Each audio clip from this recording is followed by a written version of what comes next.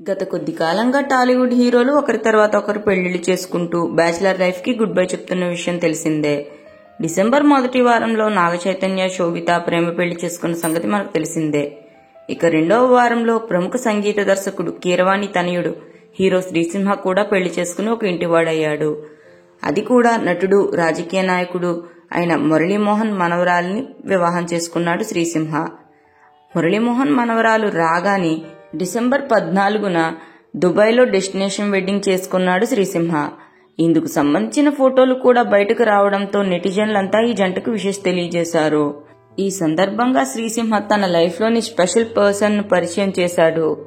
ఈ మేరకు తన సోషల్ మీడియా ద్వారా ఒక పోస్ట్ కూడా పెట్టాడు. ఇప్పటికీ 6 ఏళ్లయింది. ఎప్పటికీ ఇలాగే ఉండాలని కోరుకుంటున్నాను. రాసిపెట్టి ఉంది కాబట్టే ఇలా జరిగింది. రాసిపెట్టి ఉంది అనే క్యాప్షన్ జత చేసి వారిద్దరికీ సంబంధించిన పలు ఫోటోల్ని షేర్ చేశాడు. ప్రస్తుతం వీరిద్దరి పిక్స్ సోషల్ మీడియాలో వైరల్ అవుతున్నాయి. అయితే ఈ పోస్ట్ ను బట్టి వీరిద్దరూ 6 ఏళ్లుగా ప్రేమించుకుంటున్నారని తెలుస్తుంది. కానీ వీరి ప్రేమ పరిచయం ఎలా మొదలైందో ఎవరికీ తెలియదు.